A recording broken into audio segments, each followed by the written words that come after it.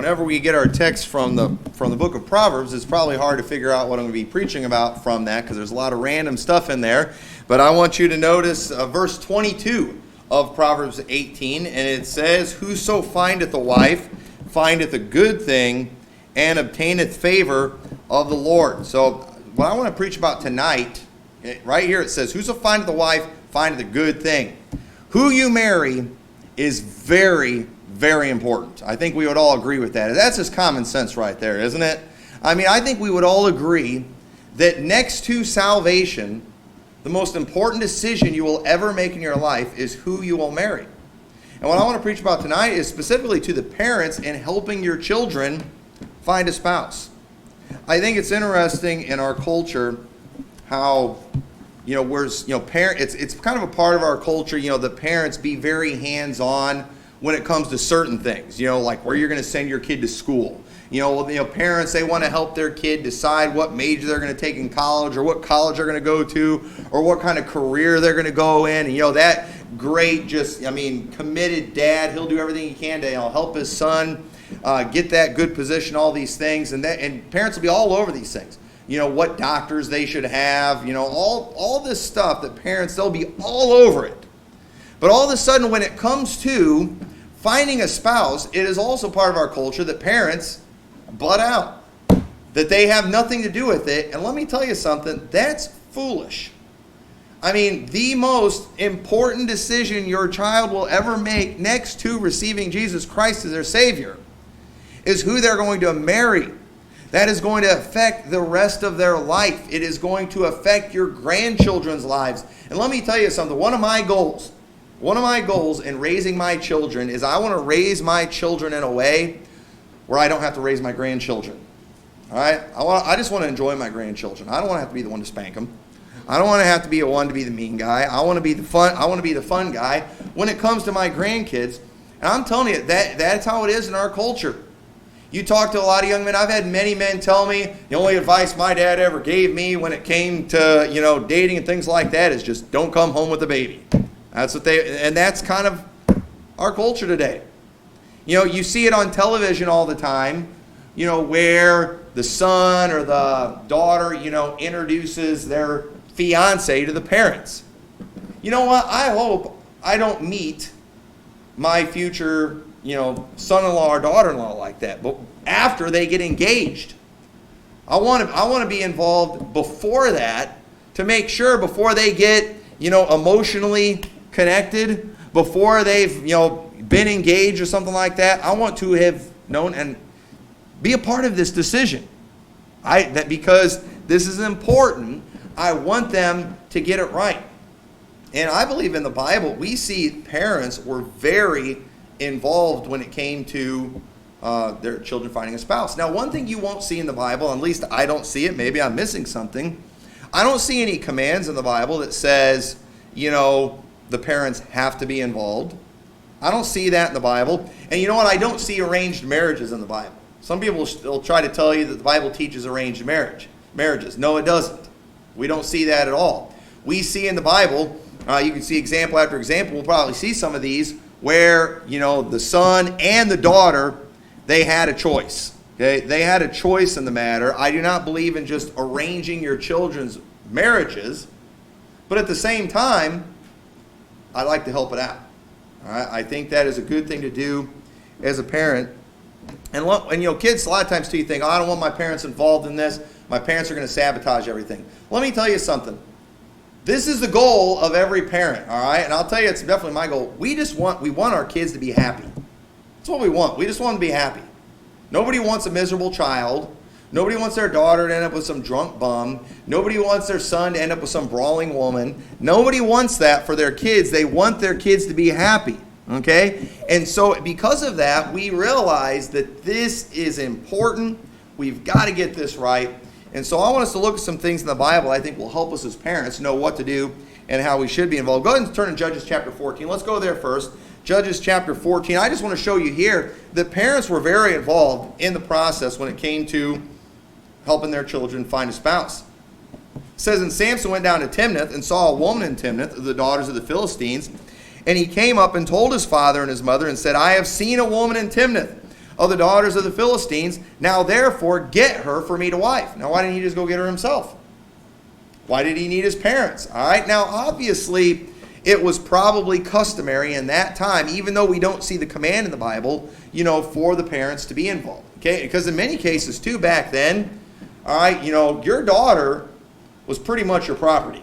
Okay, it just, legally, you weren't going to have it where some guy could just go steal your daughter. Okay, it didn't work that way in America. It's not really like that. But at the same time, this doesn't show that they practiced arranged marriages. It just shows parents were very involved in the process. Because when it came to the woman, usually there was a father that they had to get the permission of. That woman's dad especially would have to, be willing to give her to the son. And so the parents were very involved. And it says in verse 3, then his father and mother said unto him, is there never a woman among the daughters of thy brethren, or among all my people, that thou goest to take a wife of the uncircumcised Philistines? And Samson said unto his father, get her for me, for she pleaseth me well. But his father and mother knew not that it was of the Lord that he sought an occasion against the Philistines, for at that time the Philistines had dominion over Israel. Now don't look at that verse and get the idea that it was God's will for him to marry this woman because she was just the great woman. They were a match made in heaven. No, God was just going to use this situation to defeat the Philistines. What was about to happen with Samson was going to be bad. And we're not going to look at that whole story. We'll see some more of it in a little bit. But I just show you that to show how even with Samson, who was a grown man, whenever he found a wife, he went to his parents saying, get her for me to wife. In other words, I need you to help me out in this situation. And so look at, we don't have to turn. I'm just going to hit several passages here. But when it comes to helping them find a spouse, okay, one of the things we want to do as a parent, and I'm going to show you too that, kids aren't the best at this, all right? Your kids, your young adults, they have not lived long enough to where they're going to even be capable of this, all right? But you do. We need to look for a spouse that's compatible, all right? And you're not going to find that on like compatibility.com and one of these websites and things like that, okay? Look, you know your kids better than anybody does, okay? Better than some website. Amos 3:3 says, can two walk together except they be agreed, all right? Just because it is lawful for you to marry someone, even biblically, doesn't mean that you should do it, okay? Really, in reality, lawfully, okay, I don't believe there's anything biblically wrong with interracial marriage, okay? But does that mean if you got a young man that he is just free, or that he should marry just any female out there that's never been another man's wife, just because she's a virgin? Does that mean, he should marry them? Just because something's lawful doesn't mean it's what you should do, okay? What did Paul say? All things are lawful, but not all things are expedient. Now, when he said that, he was talking about food, but I think that applies. Just because something's lawful doesn't mean I should do it. And just because, yes, biblically, it's okay for you to marry this person doesn't mean you should. Okay? And sometimes young people will do that. The parent has a problem with this girl. The parent has a problem with this guy. You show me something in the Bible that tells me I can't marry this person. And maybe for the mom, it's just going off instinct. Maybe the mom and dad are getting pervert vibes from the guy. Maybe the mom and dad, they know that type of girl, and they know their son, okay? And I'm not going to name any of these because I don't want to make people mad at me, all right? But there are certain parts of the country, there are certain types of women that I have told my boys, never marry a woman like that. Now, does it mean that these type of women are just bad, nobody should marry them? No, but let me tell you something. I know my boys, they're McMurtrys, all right? And they've got some of me in them.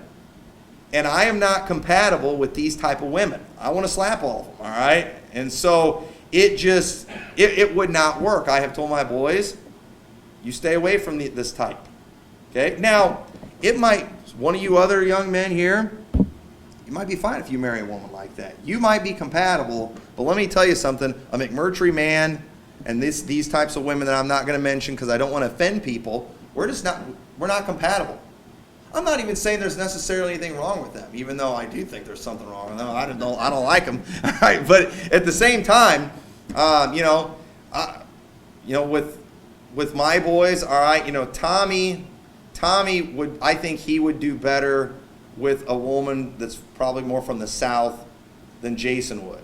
All right, I think, or actually Jason would probably do better with the Southern one than Tommy. I'm getting that mixed up. Them Northern women, like my wife, they can be kind of tough sometimes. No, it's kind of high maintenance wives, as Joe Arthur said. But anyway, there's this certain things, and I know my kids. I know my girls. There's a certain type of people they're not going to click with. All right, parents, we know that. We get that stuff. We've been around. We've seen couples. We've lived life. We know how these things work, and so we ought to be part of this process. Okay, and we ought to look for compatibility. 2 Corinthians 6:14, be not unequally yoked together with unbelievers. For what fellowship hath righteousness with unrighteousness?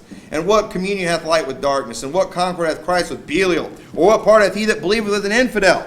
All right, so we all know that verse. Like, well, as long as they're saved, it's fine. Not necessarily. Okay? Can two walk together except they be agreed? Some people, are, even though they can both be saved, but they can be culturally very different. Okay? And once again, I don't think interracial marriage is a sin. All right, I don't think it's wrong to do that, but I think it would be wrong to say this person can't marry that person just because they've got different color skin. I think that is ridiculous. I don't think that's biblical at all. But I would warn somebody to say, well, hey, what kind of culture are they from? Now, there are some people that have different color skin that are very Americanized, that aren't much different than us. Or maybe, there's people that maybe descend from other cultures, but maybe they grew up in a fundamental Baptist church, and they are no different than us. And they might be completely compatible, but sometimes there's just cultural things that can cause real problems with certain people. It's not the same with everybody. Some people are just more easygoing and probably are compatible with more, but some people aren't. You've got to look at those things, and parents know that. You know your kids.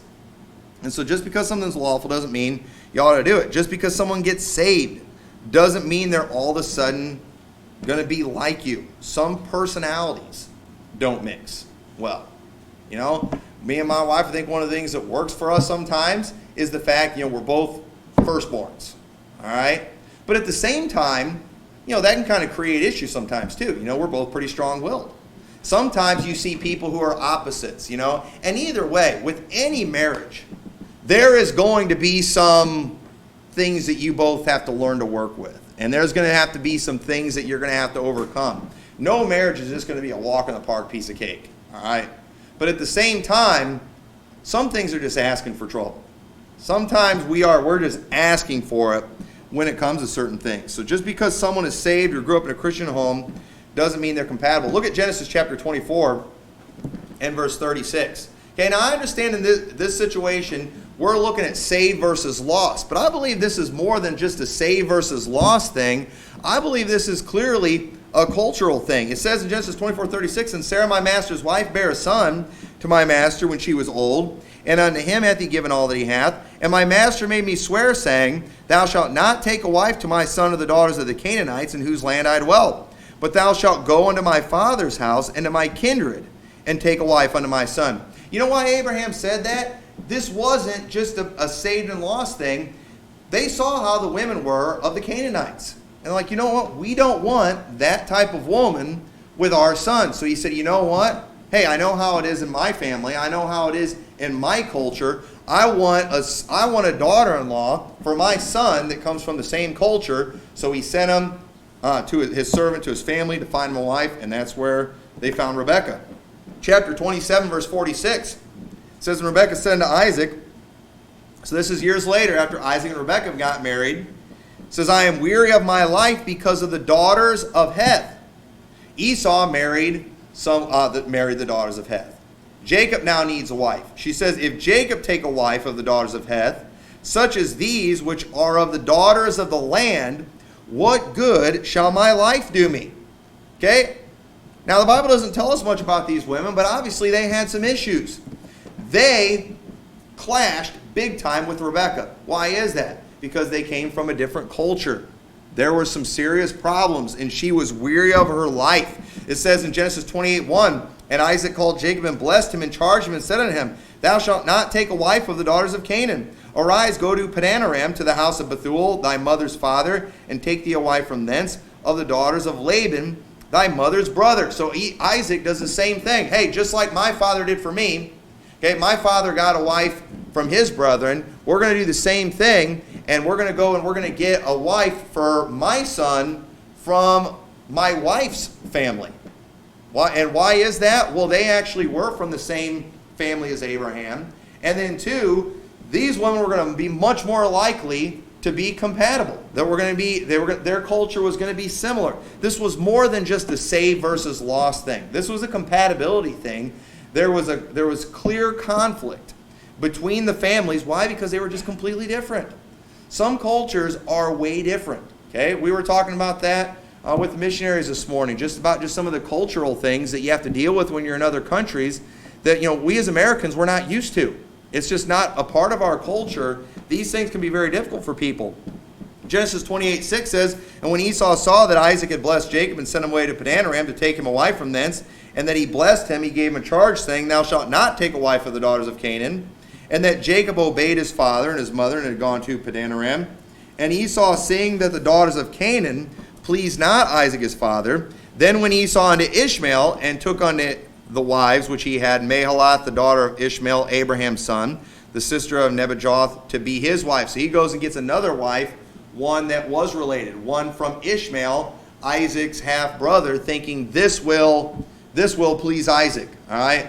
It didn't really work. Ishmael, he might have been related to Isaac, but you know what? Ishmael was a wild man. Ishmael wasn't anything like Isaac. Ishmael had a different culture than what Isaac had, and so it didn't really work.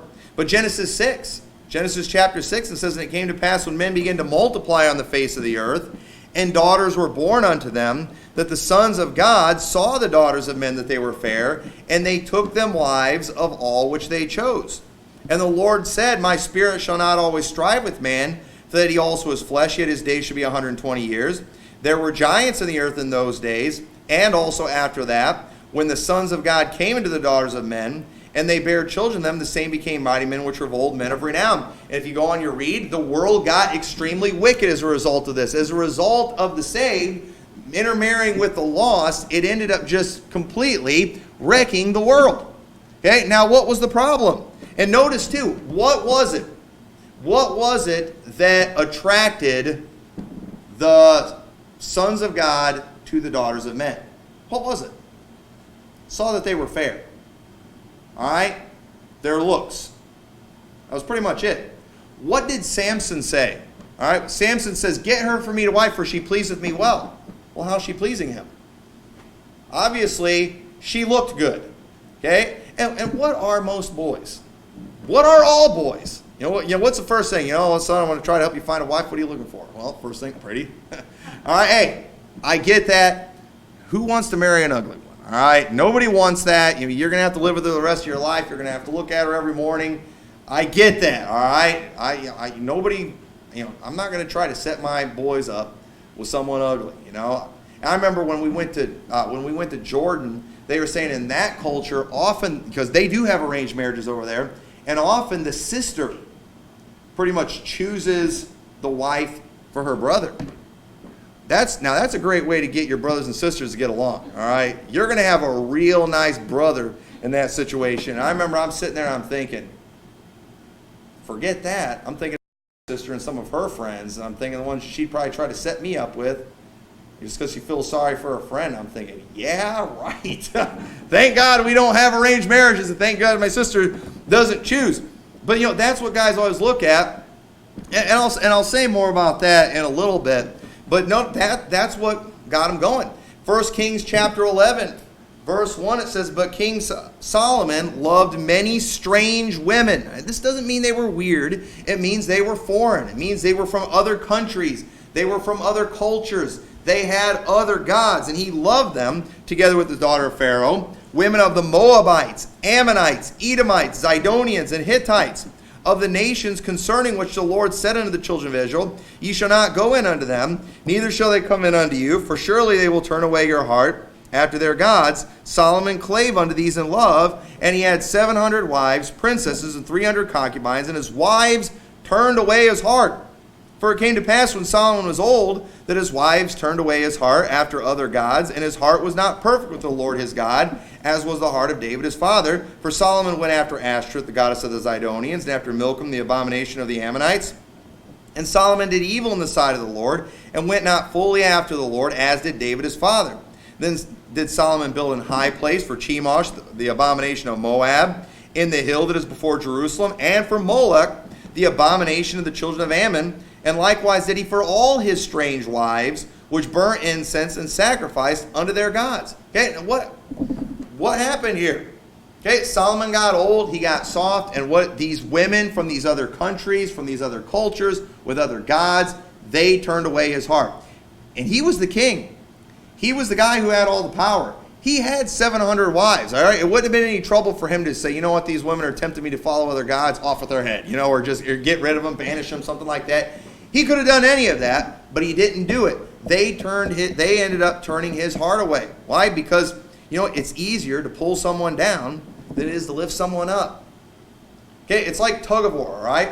I'm a lot stronger than my wife, but if I went and stood on the roof here with a rope and she's down on the ground with a rope and we're playing tug of war, who do you think's going to win? Right? She's going to end up beating me. And that's just the way it is, all right? The bad ones are going to pull you down more likely than you're going to pull them up.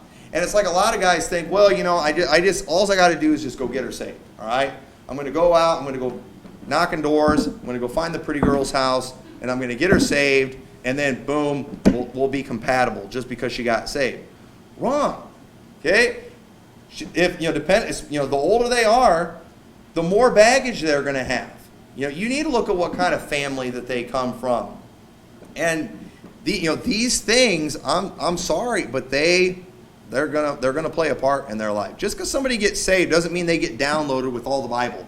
It doesn't mean all of a sudden they are just in with our culture and everything's going to work and be compatible. That is not the case. And you need to take those things into consideration. Just because somebody is saved, it doesn't mean everything's going to work out just fine. And we got to look at these different cultures. It's going to end up pulling us down. Nehemiah 13 verse 23 says, in those days also I saw Jews that had married wives of Ashdod, of Ammon, and of Moab. And their children spake half in the speech of Ashdod, and could not speak in the Jews' language, but according to the language of each people. And I contended with them, and cursed them, and smote certain of them, and plucked off their hair, and made them swear by God, saying, ye shall not give your daughters unto their sons, nor take their daughters unto your sons for yourselves. Did not Solomon, king of Israel, sin by these things? Yet among many nations was there no king like him, who was beloved of his God, and God made him king over all Israel. Nevertheless, even him did outlandish women cause to sin. Shall we then hearken unto you to do all this great evil, to transgress against our God in marrying strange wives? And one of the sons of Joiada, of the son of Elishib, the high priest, was son-in-law to Sanballat the Horonite. Therefore I chased him from me. Sanballat was a very wicked man who, was working against the Jews. Remember them, O my God, because they have defiled the priesthood and the covenant of the priesthood and of the Levites. Okay, now once again, I get all this Old Testament stuff here. They had specific commands. It was unlawful for them to marry these people. I understand that we are all of one blood and that interracial marriage is not a sin. I get that. But do you all think that God was telling them they couldn't marry these people just because it was a save versus lost thing? Obviously not. These laws that God gave for a reason. God gave to help preserve them as a people. God wanted them to be a happy people. And if they're intermarrying with all these wicked cultures, it's going to bring them down. It's going to hurt them. It's going to cause problems. And it's very important that we take these things into consideration. And I've talked to people before too that are in marriages where completely lawful, but they were from two completely different worlds. And you know what? It's not like on the fairy tales. It's not like on the movies where the two people meet from two completely different worlds and they get married and they live happily ever after. That's not what it's like. You know what? It's more like one of these epic war movies. You know, it's one of these action disaster movies of just chaos and turmoil, or a horror movie. All right, that's all a lot of marriages are, like a horror movie. And we need to watch out for this stuff. A lot of this is just common sense. Okay? It's just common sense. I know it always works out on the movie. All right? But really, does Hollywood know a thing about love? Does Hollywood know a thing about marriage? You know, it's amazing. I was talking to the boys about this yesterday, how, you know, many Hollywood characters, the parts that they often play are just like a polar opposite of what they really are. Guys like Michael Landon, you know, Charles Ingalls, who is just like the perfect dad, you know, just the perfect dad, always happy, always full. You know, in real life was like a drunk and a terrible dad and a terrible father. All right? You know, these people have no clue what they're doing. Yet they make all the movies, and we're getting programmed with this junk. And let me tell you something. Hollywood is one of the big reasons parents aren't involved in helping their children find a spouse. Do you ever see that in Hollywood? Do you ever see it? And if you ever do see parents being involved at all, it's always some overbearing mother being a huge pain in the neck who's always wrong. Is that not what we always see? That is exactly what we always see. But at the same time, parents ought to be involved. And one of the reasons parents need to be involved is because, okay, don't get offended. I was there at one time. Your child's judgment is impaired. Okay? Especially teenagers. All right? Teenagers are very impaired. What did we see with Samson? Get her for me, for she pleased me. How did she please him? He had only seen her. So in other words, I like how she looks. Didn't matter that she was a Philistine. Didn't matter that Philistines were wicked. It didn't matter that she had a different God, that she had a completely different culture. That none of those things mattered to him. She looked good, so she wants him. Turn over to Proverbs chapter 23. Proverbs chapter 23 and verse 31 says, Look not thou upon the wine when it is red, when it giveth its color in the cup, when it moveth itself aright. At the last it biteth like a serpent, and stingeth like an adder. Now why do you bring up wine? Do we not all agree that wine or alcohol impairs our judgment? Okay? And what do we do when our judgment is impaired? What does it say in the next verse? Thine eyes shall behold strange women, and thine heart shall utter perverse things. Okay, when our judgment's impaired, one of the things we do is we start beholding the strange women. It all of a sudden becomes all about the looks. And we end up making bad decisions. And, you know, they say, you know, beauty's skin deep, ugliness is to the bone. You know, we've heard all the things, all right? Once again, I'm not telling you, just because a girl's pretty doesn't mean that she's a Jezebel or, and just because they're ugly, doesn't mean that they're a bad person either, all right? There's some very godly women that are ugly, all right? But at the same time, don't get mad at me for these things, but, we all think these things, all right? I'm preaching right now. I got to tell the truth, all right? But at the same time, do we really think that's what we ought to do, is go off looks? Do you really think, all right, dads, you were the teenage guy at one time. You were the single man at one time. Would you not admit that your judgment was impaired? And if not, and not even just impaired, you just didn't have life experience. I was telling my boys about the other day. It's like, I remember a lot of the girls when I was growing up that, either ones I worked with or whatever that were really pretty. Those ones, you just wait a few years, they always ended up pregnant. They always ended up looking like they were on drugs or whatever. And I'm telling you, some of the prettiest girls I knew growing up turned out to be some of the most homely horror stories you ever saw. And so, I understand that now through experience. So at the same, I understand, hey, you definitely need to look at the character of this woman. Here's another thing too. You need to look at the mother-in-law. All right, that's an important thing. They always tell you they're going to end up being just like their mom. And I'm trying to resist the mother-in-law jokes right now, but I didn't listen. No, I'm just kidding. They tell you got to look at that stuff. You need to pay attention to these things because it's going to, you're supposed to be with them till death do you part. And it's not about what they look like now, but what are they going to look like? Well, if that young lady has no character, I promise you she's still not going to be pretty 10 years from now. You want to find somebody that has some character. You want to find somebody that has some godliness. Things change fast. Okay? You start getting older. You start having babies. Things are going to change. And like Phil Kidd says, I love her. I love that Coke bottle figure. Well, what are you going to do when she looks like a 3-liter? You got to think about those things. Hey, would you love this person if they were fat? Would you love this person when they're old and when they're gray? You got to think about these things. They're important, but most people, they're only looking at, I like what I'm seeing, therefore I want her. Look at Proverbs chapter 7 and verse 5. Proverbs 7 verse 5. Once again, experience is a great teacher. Young men are not going to have this experience, all right? That 17, 18, 19, even 20-year-old, they're not going to have this experience. Look at Proverbs 7 verse 5. It says that they may keep thee from the strange woman, from the stranger which flattereth with her words. Okay? Let me tell you something. This is something my dad taught me. Okay? In nature, I'd go deer hunting with him all the time.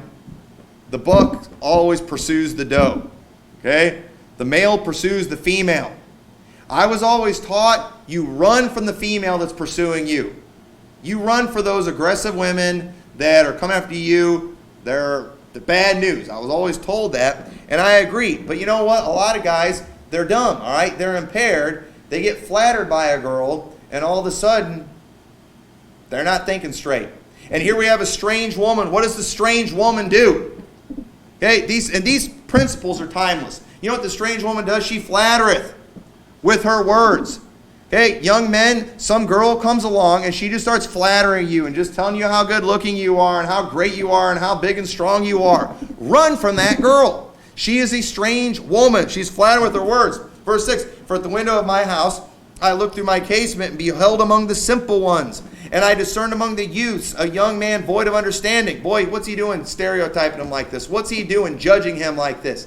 Here it's obvious by this man's actions, by where he's at, by the time of night, where he's out, it's clear this is somebody who's void of understanding. He's an idiot. He's an imbecile. Passing through the street near her corner. And he went the way to her house in the twilight and evening, in the black and dark night. And behold, there met him a woman with the entire of a harlot and subtle of heart. Okay? You ought to pay attention to how they dress. If she's dressed in a way to advertise herself, while it might be pleasing to your eyes, you need to understand she's wearing the attire of a harlot for a reason. It's because she is one. And you're supposed to, a wise man will run from that. Oh, but it pleaseth me well. You need to run from that because you know what? You're not the only guy she's pleasing if she's dressing like that and advertising herself like that. That's not what you want. It says, and she is loud and stubborn. Her feet abide not in her house. All right? Watch out for them loud, noisy, obnoxious women. All right? Meek and quiet spirit. The Bible talks about that. It's the ornament of a meek and quiet spirit. These loud and stubborn ones, run. All right? They're going to be loud and if they're loud and stubborn before you're married to them, you're in real trouble after you do get married to them. You're in big trouble after that. After they really start getting hormonal, after they get pregnant, after they start having, I'm telling you, man, run. If they're loud and stubborn now, I don't care how pretty they are, run. They're not going to stay. They're not going to stay that pretty. Now is she without, now in the streets and lieth in wait at every corner. So she caught him and kissed him, and with an impudent face said unto him, I have peace offerings with me. This day have I paid my vows. She's the aggressor. You stay away from those women. That is bad. All right? Stay away from that. Therefore I forth to meet thee, diligently to seek thy face, and I have found thee. I have decked my bed with coverings of tapestry, and with carved works with fine linen of Egypt. I have perfumed my bed with myrrh and aloes and cinnamon. Come, let us take our fill of love until the morning, and let us solace ourselves with loves. For the goodman is not at home, he is gone a long journey. He hath taken a bag of money with him, and he will come home at a day appointed. With her much fair speech, she caused him to yield. With the flattering of her lips, she forced him. Okay? She didn't overpower him physically. She did it with the flattering of her lips. She fooled a young man who was impaired. He's a hormonal young man. He likes what he sees. He's too dumb to realize what this woman is because he has no life experience. And what does he do? He ends up giving in to her. And he says in verse 22, he goeth after her straightway as an ox goeth to the slaughter, or as a fool to the correction of the stocks, till a dart strike through his liver, as a bird hasteth to the snare, and knoweth not that it is for his life. I talk about it all the time. It's like that dumb cow in the butcher shop that has no idea that he is about to be killed, and he is about to be cut up, and he is about to be eaten. He's too dumb to realize it. One time we were at a youth conference, my wife and I, and it was at Providence Baptist College, and we were there, and we were watching a young couple there at the college that was together. You know what I'm talking about, don't you? And we were there, and we're watching these two, and this one guy, he was supposed to be helping with things at the college, but he had one of these high-maintenance girlfriends. And we saw her, we're sitting there, we're just watching, we're the old adults, we're just sitting there, just observing, kids are off having fun, and we're just kind of watching what's going on. We're watching them have their back and forth. They're way across the room. We can't hear what they're saying, but we knew everything they were saying. She was nagging him for not paying enough attention to her. He was trying to do what he was supposed to be doing, helping out with the youth conference. But she wanted her attention, and he's there, and you can tell he's wanting to go do something and have fun, but she's just not letting him move. She's making him sit there, and the whole time we're just sitting there with, we're just like, man, he needs to dump that girl. That girl is going to be a pain in the neck. She's a brawling woman. She was a pretty thing. She was a young pretty thing, but we knew her kind. We're like, man, this is bad. And you know what? He married her. I don't know where they're at right now. But I remember seeing that, and we were just like, that poor guy. He thinks just because she looks good that, she's going to be okay. She's going to be a nightmare. And I said, I don't know what happened. I don't know for a fact what happened, but I know what happened. All right? I've been around long enough. I know what happened in that situation. We're just kind of sitting there, just run, dump her, just kind of. Have you ever done that before? Just watch conversations and you were like saying what they were saying? Am I the only one that does that? That's what we were doing in that situation. Doing kind of like Solomon. Solomon's watching what's going on. He's looking out his window. He sees and he's like, oh, look at that idiot. That lazy bum. What's he doing staying up late at night? He should, he's probably planning on sleeping in all day tomorrow. This guy's obviously lazy. He obviously doesn't work very hard. That means he's stupid. That means he doesn't think about his future. I know that woman that's over there that dresses like a hussy, that's always tempting men. He's going to fall for her. Yep, sure enough, she's going after him now. And he's going to go along with her. He's going to listen to her. His life is going to be destroyed by her. Okay, Solomon knew this from experience. He knew this from wisdom. And I'm sure that young man had a great time, but it ended up ruining his life. And we need to understand, hormones affect their judgment. Okay? They're not thinking straight, especially guys. All right? And women too. Women can be crazy. All right? I don't want to talk a whole lot about that. But we need to help them out. We need to guide them. And so parents, they need to be involved because your child's judgment's impaired. You also need to be, you need to help and not be a hindrance to the process. Okay? There are some parents, especially if they're from a church where this is really pushed and it's really taught that parents be involved. It's like they use this as like this strong arm tactic to always get what they want for their kids. They won't let their kids ever date anyone or see anybody. And they literally are a massive hindrance. That is not what we need to do. Look at 1 Corinthians chapter 6 and verse 18. Okay? One thing said, because I want my children to be happy, one thing I do not want for my children. And let me tell you something. This is partly because of what the Bible says. All right? But even without the Bible, I would never want one of my children to fornicate.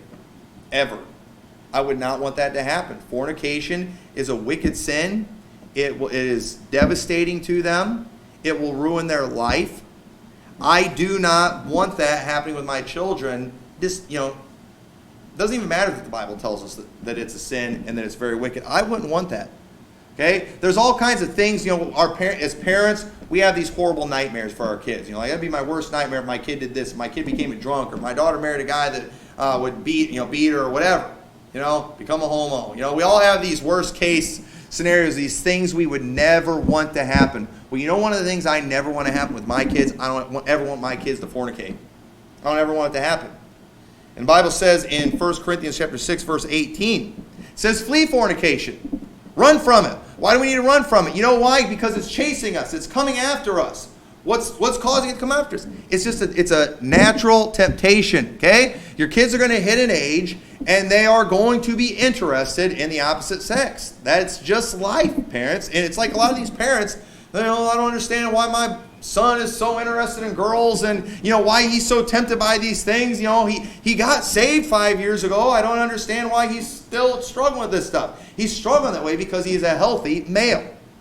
Okay? And we want to help them flee fornication, all right? I want to run with my kids away from fornication.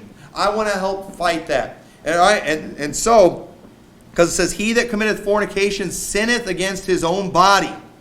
Okay? So in verse 1 of chapter 7, it says, now concerning the things whereof ye wrote unto me, it is good for a man not to touch a woman. All right? It's good for a man not to touch a woman. Okay? Guys and girls need to keep their hands off each other. But they're going to want to touch each other. So what do? Right here, nevertheless, to avoid fornication, let every man have his own wife, and every woman have her own husband. Okay? How do we avoid fornication? You let them get married so they can do what they want, and it's all legit. Because marriage is honorable and all, and the bed undefiled. But whoremongers and adulterers, God will judge. As parents, we need to help our children get to the marriage altar pure. And by trying to keep them from ever getting married, all you're doing is asking for temptation. You're just asking for problems in the flesh. We need to help them get there. And so, if we're going to help them get to the marriage altar pure, here's a few do's and don'ts. First of all, don't let them date super young.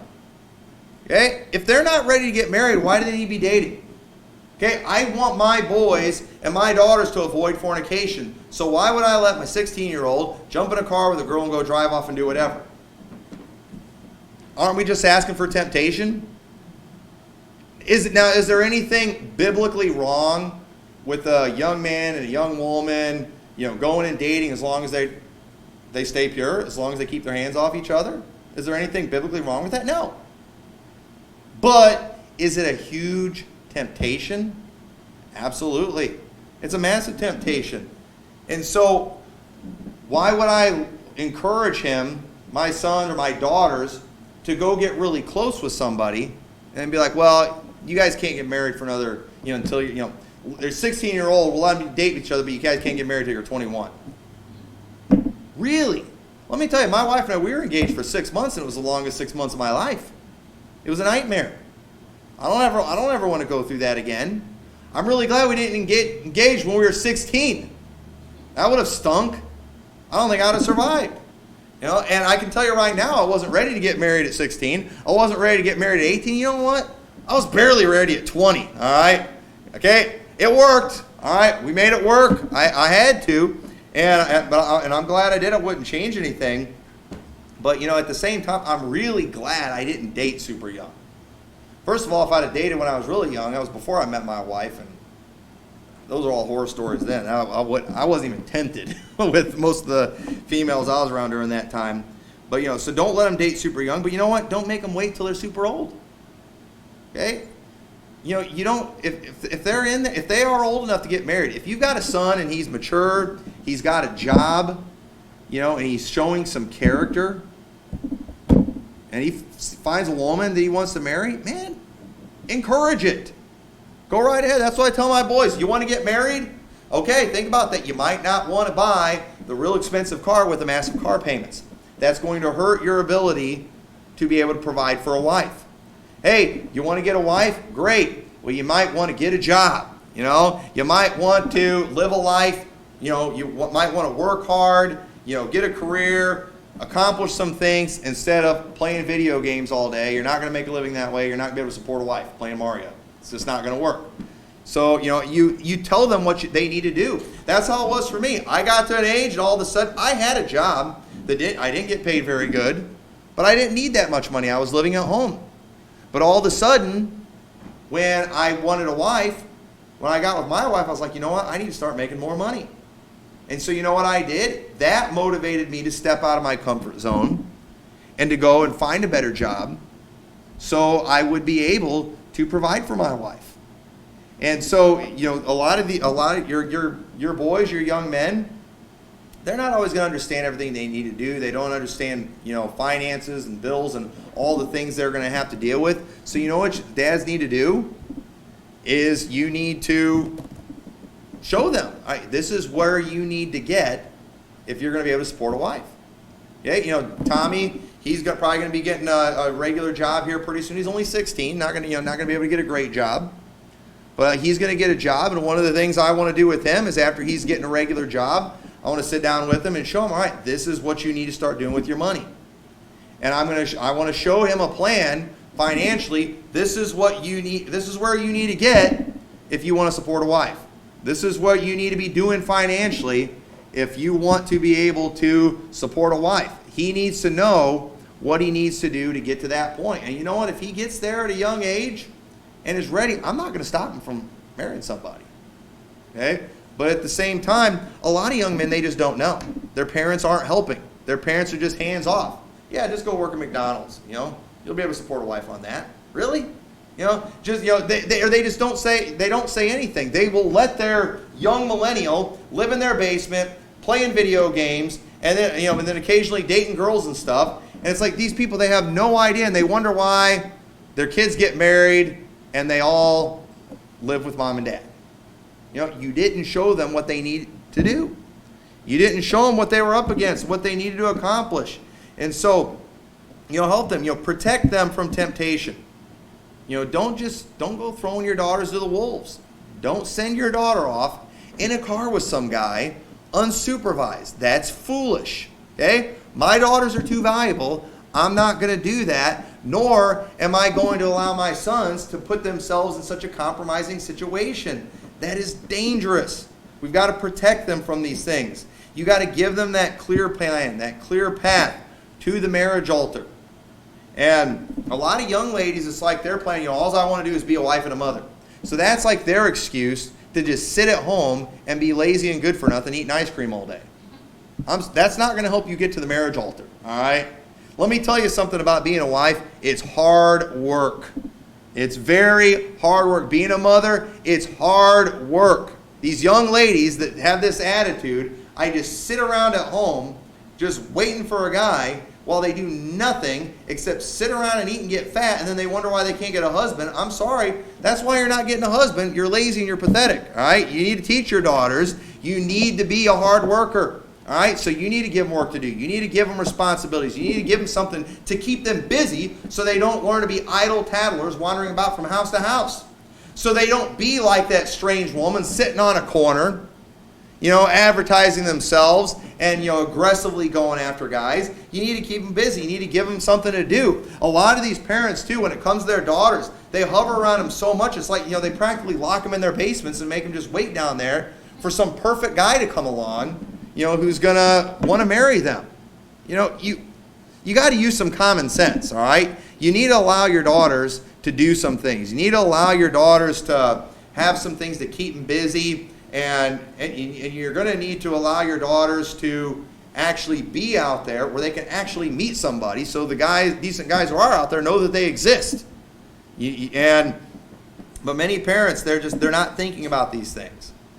They're so protective of their daughters. It's like they don't ever want them to leave home. Let me tell you something. I love my girls, and I'm not looking forward to when the guys start coming along. I'm not mentally ready for that.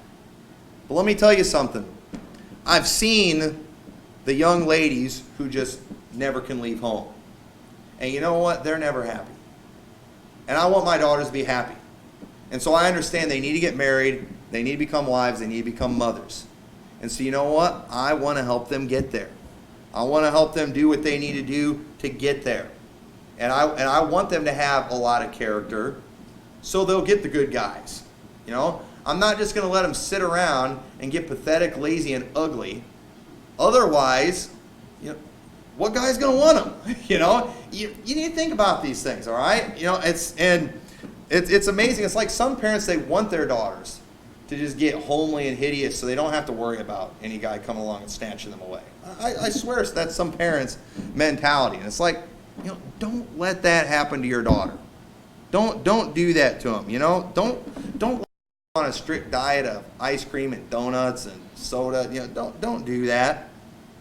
But give them that clear path. You know, long engagements, okay, after they find somebody, let me tell you, long engagements are stupid. It's ridiculous. These parents that want to make them wait, why do you want them to wait so long? What's the point? You know, everybody believes they're right for each other. They want to get married. You know what? Let them get married. Why make them suffer? You know, why torment them? You know, if there is a reason to wait, you know, it needs to be a good reason. You know, and you've got to take these things into consideration. But you know, in teenage dating is not unlawful biblically, but it's definitely not expedient. All right, it's not expedient. I know they do it on television all the time. I know on Disney Channel, all right, all the little 12 and 13-year-olds, they go to their dances together, and they all have their boyfriends and girlfriends, and everything's fine, everything's cute, everything's innocent, everything's normal. But let me tell you something, that's Disney Channel. And Disney Channel is stupid. And teenage dating is stupid. You are just asking for trouble. You are asking for a lot of temptation. And it says, I don't see anywhere there's an age limit in the Bible. But if you're going to let your 16-year-old date, he better be really mature.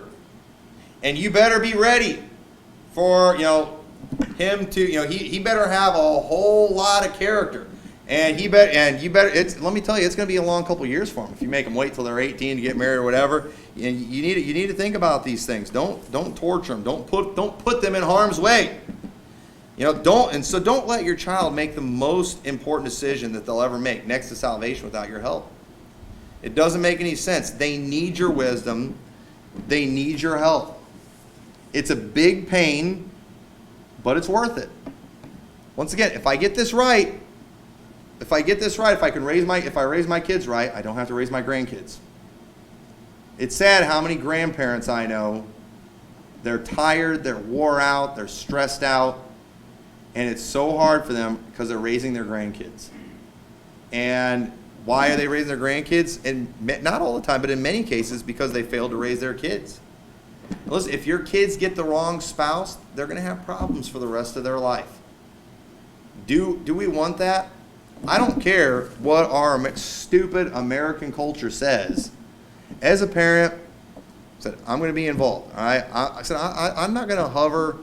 I'm not going to be controlling or anything like that. I'm not interested in that. But I am interested in them getting this right, because it is very important, and I'm going to help them. All right, I will help my children. I want to help them get to the marriage altar. I personally think if my kids will follow my lead, they will probably get married faster. And it's not that I'm in a hurry to get them out of the house. It's just, you know, I really think it will help. There's a lot of young people today who they got anxious because they were 18, 19, or 20. They were old maids or whatever, you know, 20. And so they got anxious and they rebelled against their parents. Well, now they're in their 30s and 40s and they're miserable. And, you know, they're on their second or third marriage or whatever. And they can't figure out what went wrong. You know what? You got impatient during those crucial years. And I remember, I'm not as old as I look, all right? I'm only 37 years old. And when I was that age, from about 18 to 20, time just stops during that time. It did for me, anyway. It is a very crucial time. It's a very confusing time. You're changing from a teenager to an adult.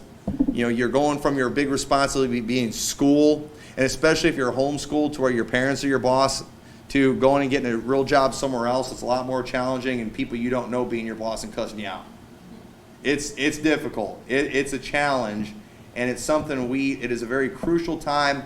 and young people are very open to making very bad decisions during that time, and parents need to make sure you have your children's heart.